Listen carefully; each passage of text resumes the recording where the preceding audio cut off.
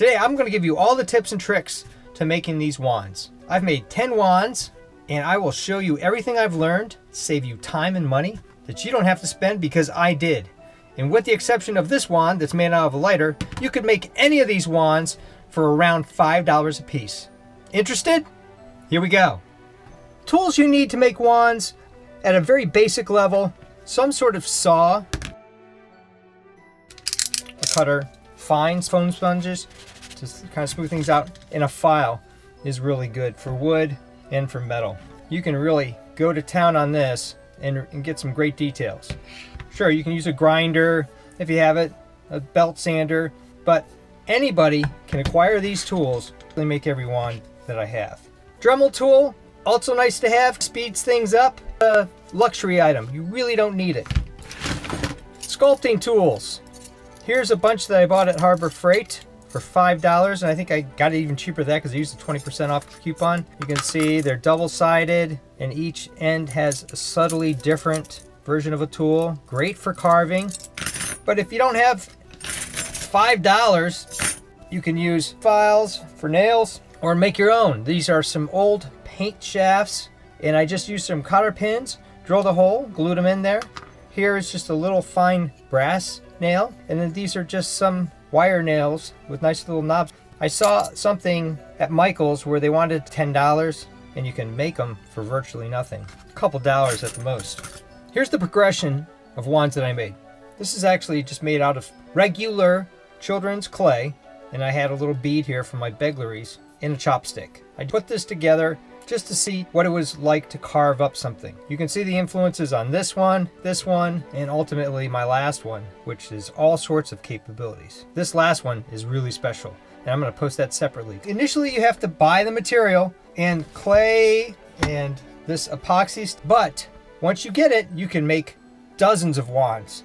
This I bought on Amazon around the Halloween time for about $7. This I made for about $5. Can you see the difference? Which wand would you want? The snake eater wands were the first ones I made. I used epoxy putty to make this one. It's set up way too quickly, hard to work with, and even though I'm kind of proud of my first wand, I would never use this epoxy putty again. Don't use this epoxy putty.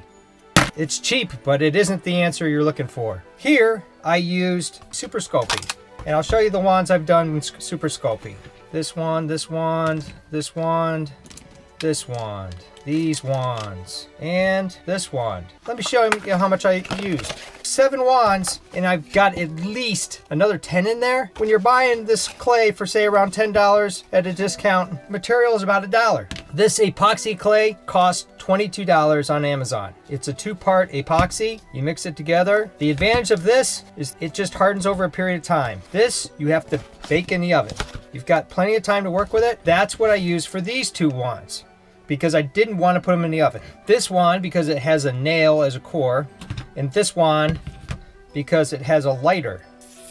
And there was no way I was going to put a piece of electronics in the oven at 275 degrees. Not a good idea. 2 wands, probably have another 15 wands in here, so that turns out to be about $1 per wand. For folks starting out with wand building, I think you got to go with Super Sculpey. It's cheap, it's available, as long as you don't mind putting it in the oven. It's a little more expensive, but it also gives great results. This stuff is not real sticky. This stuff, very sticky. In fact, it starts out very sticky, and then it kind of gets less sticky, and then it dries. Another trick of the trade is this painted paddle wire. You can wrap it around dowels. You can make intricate sculptures like this. What do you want to use for shaft materials? This is a chopstick, and for a prototype, it's fine. This is a 3/8 inch dowel. If you're going to do any kind of carving or whittle it down like I did this, some sort of taper, you've got to use a bigger dowel. This is actually a 1/4 inch dowel that I tapered down. So you can use 1/4 inch dowels. This is a 80-cent 1 foot long nail, or you can use some branches. You don't want things that aren't flexible. You don't want them too green or too knobby like this. You want them kind of straight. Here's an example of a wand I made out of a twig. My son picked up a branch when we were on travel out west, and he wanted to make a wand out of it, so that's what we used.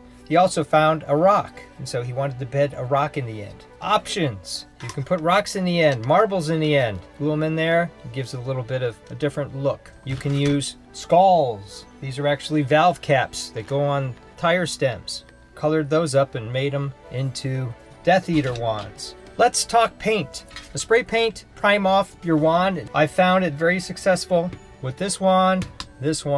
So totally up to you. Putting a primer layer down sometimes helps. Paint brushes, kind of a rough looking number 4, a number 10 that I painted pretty much all the wands with, and then this you can get a whole like a dozen or 2 dozen for $1. So these 3 brushes is all you need. Paints. All these are about $1, sometimes 49 cents. This is what I used for the Death Eater wand. If you only have money for a couple things of paint, then the ones I would recommend you getting is probably a real brown, a coffee latte. Here's a different real brown, even though they both say real brown. Maybe a burnt umber, and then a burnt sienna. No more than $10, likely more like $5. You can buy these colors, and you can see how much I've used. Practically nothing to make 10 wands.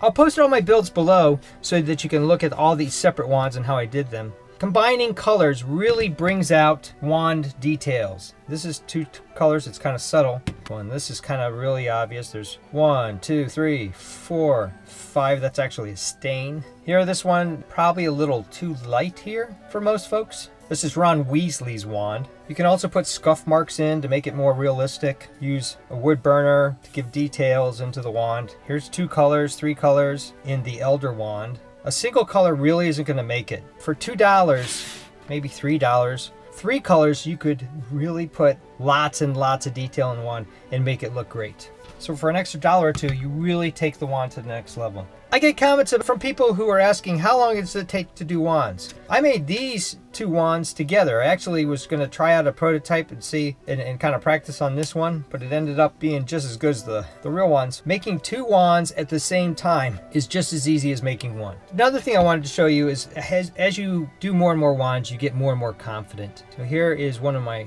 earliest wands. Kind of nice, but this one you can see the detail, because once you build one you're saying, hey, this doesn't look exactly like a Harry Potter wand. On this one I don't have this detail. Kind of getting used to using the material. Here I feel like I'm really confident with the material. Doesn't take long, just some experience. I'm going to do a build on this wand. It does all sorts of neat things, and this is kind of giving it away a little bit. Another thing you should know is that wands vary in length, anywhere from 10 to 11 inches upwards to 14 or more inches. So make sure you check online for the wand that you're making if you want to get screen accurate. Even the same wand can have different dimensions depending on where you look. Some people say the Harry Potter wand is around 11 inches long.